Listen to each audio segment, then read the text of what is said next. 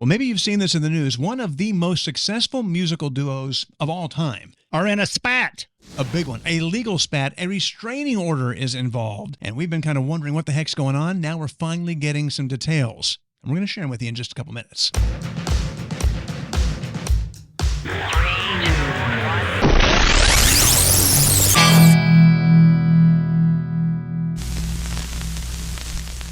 Hey, it's Tony and Chris. Glad to have you back with us. Hello. Hope you had a wonderful Thanksgiving. Any highlights? Anything crazy for you? Standard Thanksgiving. Ate too much and very happy. Yeah, ours was really nice. My oldest daughter came over. We cooked. I ate mostly sides. I tried one of the, very little meat kind of Thanksgivings. It was great. Had a lovely time. Played cards. That's about it. Okay. That's a good Thanksgiving when nothing goes terribly wrong. No big fights. That's a success, and we hope yours was wonderful. So now we've put that one behind us, and we move on to the major end-of-the-year holidays, depending on, what faith you have, whether you celebrate Christmas or Hanukkah or Kwanzaa or you name it. It's all here. We hope that you're prepared and ready to rock. Okay. On that note, every year at our house, one of our traditions is when we get past Thanksgiving, of course, we start the decorating process. Our tree went up day after Thanksgiving, and we had to buy a new tree this year because we're in a much smaller house, this rental we've got in Nashville. So the big tree's put away, and we brought out, what we could. And we're trying to in your big house. Yeah, we're trying not to make it look like, Santa Claus threw up in our house. We don't want it to be overdone, but we like Christmas. So, we got the new tree up. One thing I like is it's in that last house we were in, we didn't have a situation where we could put a tree in our window. Gotcha. And I always love seeing a Christmas tree in the window so you can see it from the street. We have that now. I'm more of an Arbor Day guy. Oh, well, talking about trees. Yeah. That's loving trees. So anyway, it's up. But we start watching the Christmas movies that aren't technically Christmas movies. Okay. That's how we start our season. So we've already got Lethal Weapon under our belt. Nice. And we've got Die Hard under our belt. Nice. We've not done the second one yet. Die Hard is full-blown Christmas movie. We did a whole show on that, which we might actually attach to the end of this in case you still have some doubts or you want to argue. You'll be wrong, but that's okay. So we still have a few to go. I started the LA Confidential last night because that's one that kind of takes place around Christmas. Batman Returns is in that loop. Yep. So there's a lot of those kinds, and then once we get past that, it leaves us enough time to get to the real Christmas movies leading up to it. But both of us have seen one. I saw it come out on Amazon last year. I was like, I don't know about this. Love the actor. We didn't pull the trigger, but it's free right now on Prime. And I have the perfect description of the movie. The movie's Violent Night. It is Santa Claus as John McClane. Totally. And there are so many great nods to other movies, including Die Hard, in this movie. It's uber violent, so be warned. This is a Christmas movie, yes, but it's going to be one that's not the norm. Some familiar faces. You're going to recognize some people in this thing, including one of the stars is from another classic Christmas movie. Yes. Although Katie was like, is that? Yeah, you can't recognize her anymore. She's had so much work done. Yeah, tough to recognize. But anyway, great movie, a lot of fun. If you like something a little different, I highly recommend it. We had a great time. It was fun. Yeah, really good. And on that note, I think I've mentioned this last year, but a similar kind of movie, if you haven't seen it, Fat Man is out there. Mel Gibson. Okay. Plays Santa Claus. And kind of like Violent Night, it definitely takes a different turn, shows Santa as a different kind of character. But we love it. It's part of our regular rotation now. Okay. And then one other quick movie mention before we get to the other stuff. If you're a David Fincher fan, I think both of us are, this new movie is The Killer. I needed it to be great because he quit making Mindhunter. Yeah, I loved Mindhunter. It's just so good on Netflix to make this film. And we watched it, and I have to say, I liked it. I didn't love it. I liked it. It was good, but I felt like it missed the mark for me. I can't describe how, because it's good. Michael Fassbender is great, but it just didn't have that, for me, normal David Fincher kind of, where you're just like, wow. To the point where the first 15 minutes of the movie or so, Katie made the comment, if he does this whole movie like this, I'm going to find him and hit him in the face. Oh, wow. Because it does get a little, you're like, is this all the movie is? And I saw a bunch of people commenting online, it's so boring, nothing happens for most of the movie. I wouldn't call it boring, but it definitely is a methodical film. Well, it's one of those, again, you and I tend to like movies you have to pay attention to. Yeah. And I saw a meme, or not a meme, it was a TikTok of a wife on a couch with a blanket over looking at her phone, and all it said across the screen was, movies need to be made with plots that you can follow while looking at your phone. Yeah.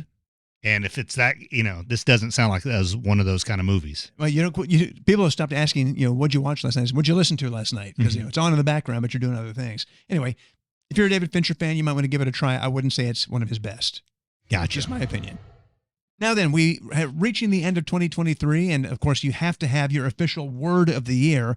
And if I remember correctly, I think the Merriam-Webster word of the year last year was gaslighting. And so this year they have come up with one, and they say this is based on the amount of people searching it, looking it up, wanting to know authentic. Oh, great word. Yeah, and they say a lot of that comes from people, headlines, celebrities. Taylor Swift comes to mind, who are trying to find their authentic self, or they're trying to make more authentic music. They want to be their authentic whatever. And so that it all led to people wanting to use that word and see that word. And I'm a fan of that word, of people being that way, because so many people, especially on social media, are trying to portray themselves as something that they're not. Sure. Being authentic is so important to your own happiness, much less what other people think of you. Just being yourself and being happy. Yeah, we talked about this before the episode, and we were saying, it's funny, we did radio for so long, and it's gone through a lot of different iterations. Where, for a while it was the wacky, crazy, the wacky DJs. Yeah, and doing skits and all these funny, and that was great. That was what was successful. But then, and we talked about this when the OJ thing happened, his trial and everything, that was kind of the beginning of reality TV. And when that started, people really wanted to see more real things, and they wanted to hear real people make real connections, authentic situations. If you're one of the people that still listen to radio, which I always say radio is the new newspaper, if you notice the Today Show and Good Morning America, they used to be behind the news desk, giving you the facts every morning. And then it turned into a couch. And then at one point it's like, hey, we're going to drink wine while we're just chatting and hanging, because they wanted you to get to know them personally and have a relationship with them, authentic. Yeah. Learn about them. And that's the way, it's just a good word. Sure. And those are the successful people in entertainment. Yeah. And I think even if they're just, internet stars or whatever, think about the people you enjoy watching on YouTube or on TikTok or anything like that. It's probably someone who is very authentic, probably somebody who, they break down. They might cry over a story they tell. They might have a very raw emotional thing that they talk about, or they're just stupid and really, you just find them genuine. And that's what people want. They want to feel like I'm not the only one in the world who thinks like this or feels like this. There's someone else out there who is the same. I just had this conversation with Rachel. She, as I've talked about it many times, she hasn't publicly, but, she went through mold poisoning and now she's just now back full steam, and we're back in Nashville. And so she's doing a lot of shows, and she made a post the other day and goes, she talked herself almost out of it, where she just said, hey, I'm back. My health is back. And, it's been a long road to recovery, but I'm happy to be back. And she was worried about doing that. And I'm like, no, post it. It's just you being authentic. And that's what everybody was commenting on, like people that went through similar situations or just wishing her well. I mean, it's just, you can't go wrong being your true self unless you're a horrible person. Which is why I'm never my true self. So when next time you see a wacky DJ, hey, yeah, and they're not being authentic, just know they're a horrible person. They probably got at least 6 bodies in the basement. Exactly. Well, this is kind of a good segue, speaking of authentic, because 2 of the most authentic celebrities probably we've ever met, we have a few things on each of them coming up here. One is Taylor Swift. Yes. And if you're a Taylor Swift fan, we have to kind of say that every time. If you're a Swiftie, you already know anything we're about to say, because you've already done the deep dive. You're out there digging and searching. But for just casual fans, if you wanted to see the Taylor Swift Eras movie, but you didn't want to deal with the situation in the theaters, and we made this comment saying, maybe you should wait till it streams. We now have a streaming date. And I don't think this will shock anyone who knows anything about Taylor Swift. It will be on her birthday, December 13th. Ah, brilliant marketing. Lucky number 13, her birthday, December 13th. So you will be able to watch that in your home at your leisure without a horde of fans dancing in the aisles. Unless you have a daughter that maybe is going to have a spend the night party, so you'll know you'll be hearing Taylor Swift at top volume. Don't do that to yourself. Why would you do that? Rent them an Airbnb. She's only 10. That'll be fine. So that's one piece of Taylor's. And then the other thing, just going to show what an effect she has on people and the crazy things that people, why they're so committed to her. Saw this story on CNN. We'll, as we talk about this just briefly, we'll show you a couple of video clips here. So this is a family, obviously the daughters are Taylor Swift fans, moms are Taylor Swift fans. They went to see the movie. They went to see the Eras movie. And then mom had an idea, hey, we should make our Christmas decorations this year really focus on Taylor. Let's make a big homage. A theme. And as you can see, they went all out. Absolutely, they did. Unbelievable. Some of this stuff, I figure you had to have that stuff. The Merry Swiftmas on the roof, that's got to be custom made. I wonder how much they spent on that. Who knows? But they said they've had a great time with it. And, people in the neighborhood, people from far away are coming. And now, of course, as you see from the video, it's been on CNN. That is a commitment. That is, talk about taking fandom to another level. And whether you love her or you hate her, and a lot of people do because of her politics or whatever, which I don't find that. I always find that hypocritical. Because it's like, I won't listen to Taylor Swift because of her politics, but you'll go see the Marvel movies. Yeah, well, where all the stars have the same viewpoints as Taylor. I see 10 times the people not liking her based on just the relationship stuff. I never see people talking about politics that much. I just like, oh, I don't want to hear any more about who she's dating. I don't hear more about. But that's her whole thing, man. Yeah. Well, my thing is, I like her music, and I think she's a brilliant person. I remember a quick Taylor story. One of the first times we ever sat down with her and talked to her, she's 15, 16. I don't know how old. It's right at the beginning of the career. I mean. And I remember we walked out of that room. Both of us looked at each other like, whoa. When you're talking to her, it's like talking to a 15 or 16-year-old. But then when we started talking business, it was like a light switch went on, and she started talking like we were talking to Reba, like a 30-year veteran in the business. I mean, she just gets it on a different level. It was amazing. And it shows you how smart she is. And to use a word from previous in the show, authentic with her fans. They love her, and she has a connection with them like I've never seen. Yeah, she has found a way to connect and make it real and make people, because here's the thing about anybody like that, and I'm not slighting her in any way. Yes, she's authentic, and yes, she's very real. She has shared these things. She's bared a lot of things to her fans. But at the end of the day, as you know, with anybody in this business, music, movies, whatever, you're always working a little bit. Yeah. You know, some of the things you do, you're being real, but it's for a purpose. And that's how that goes. So I think that you hear a lot of people say that too. Say, oh, she's so blah, blah, Well, blah. I'll tell you a perfect example of that. And that is, she showed up at some, like a bridal shower or something she got invited to, and she just showed up. Mm-hmm. And she didn't have to do that. And she showed up, and everybody's like, oh, she did it for the publicity. She doesn't need publicity. Yeah. She didn't have to do that. She gets a lot of coverage. Yeah, and the time it took for her to go there for what she makes per hour, it did not pay off. But what it did do is show she cares about her audience, her fans.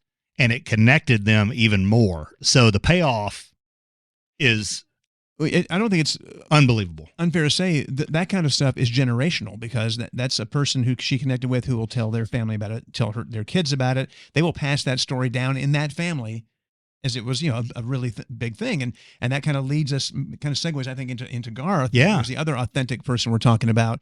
And quickly, we'll do this flip. I'll tell a quick story. A story I've been telling forever was when he came to San Diego many, many years ago, and our youngest had just been born.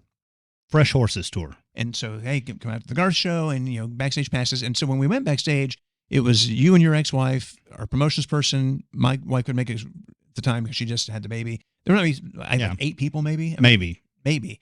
And so we go back, and Garth dismisses his person, and he takes us into what is clearly his dressing room, or what is, and it's just him. And we got to remember, at this time, there was probably 3 people on the planet as popular as him. Yeah. Like Michael Jordan, him.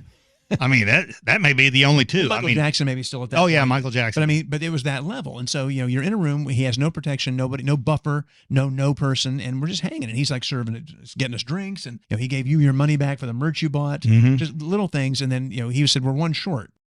And because he knew how many people were supposed to be there. I say, my wife could make it, had a baby, blah, blah, blah.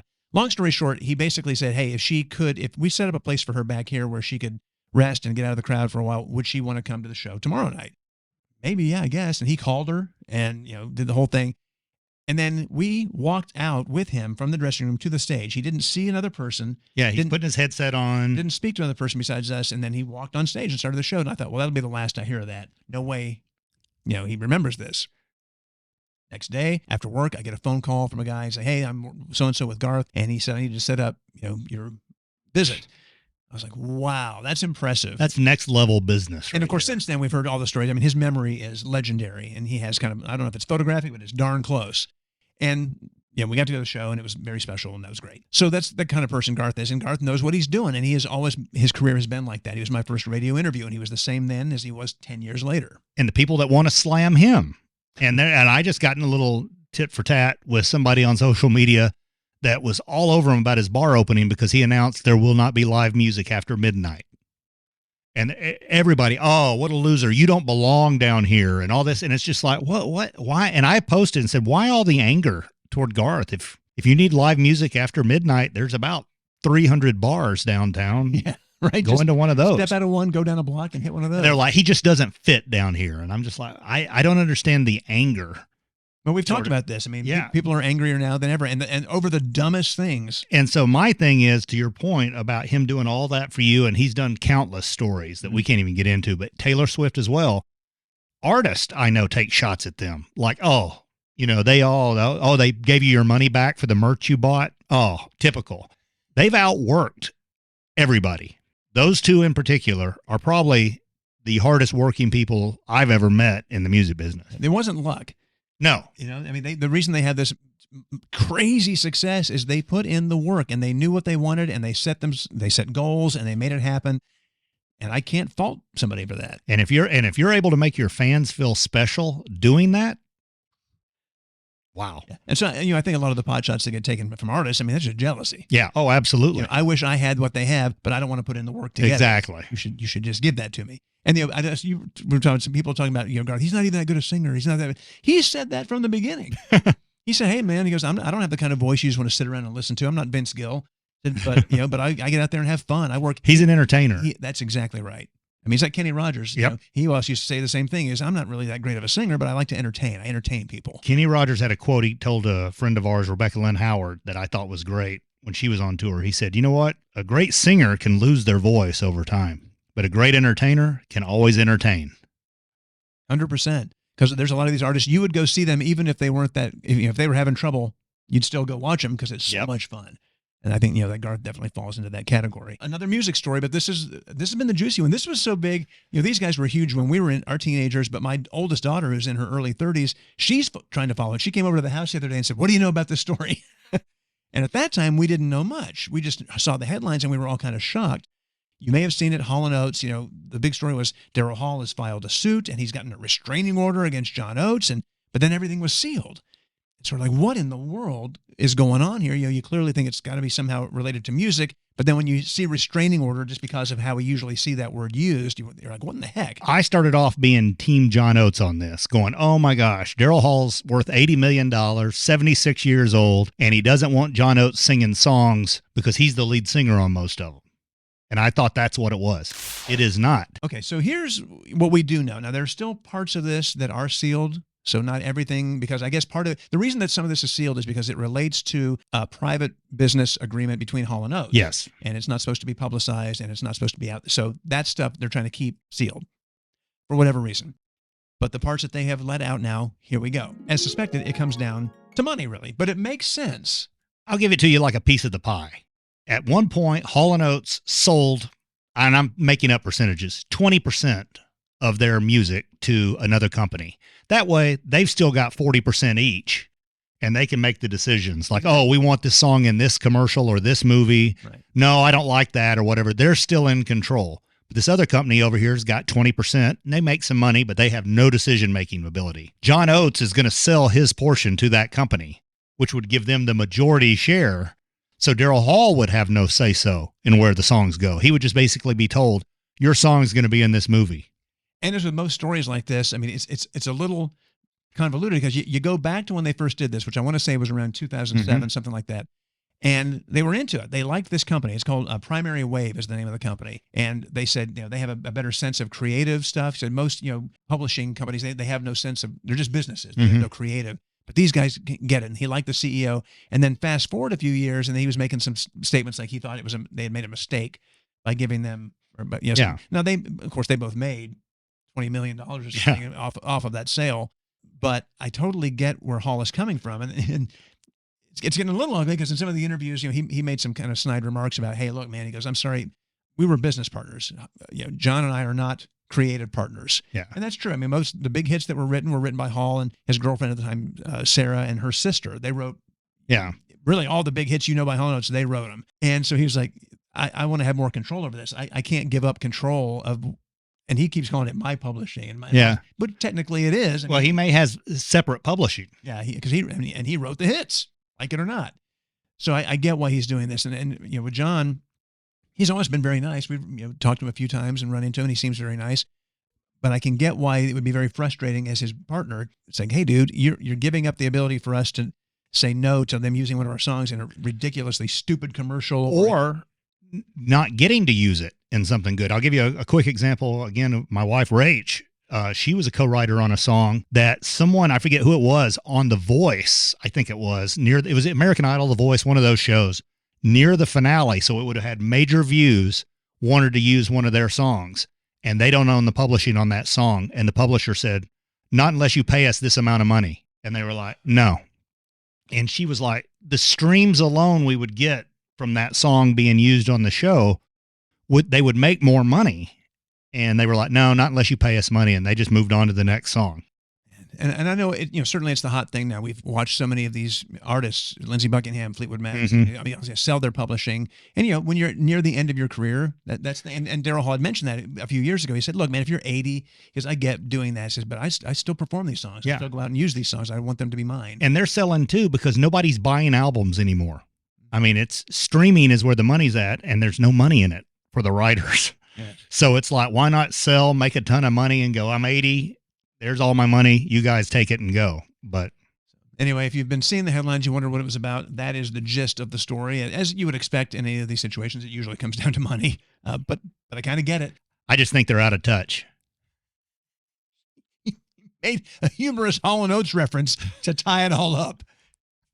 That was great. Okay. I think it's a good place to end. Yes.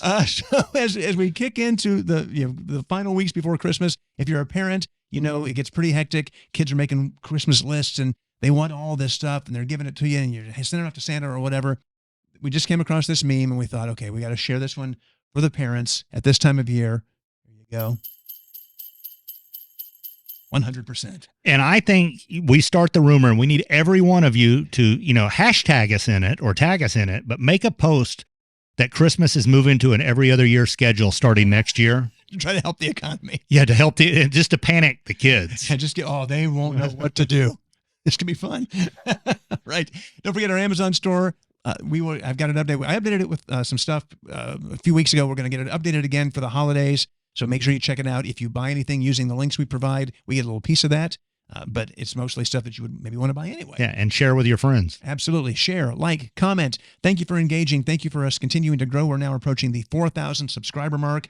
And that's all because of you. Absolutely. Really, really appreciate you. Thank you so much. We will see you again soon. Thanks for watching.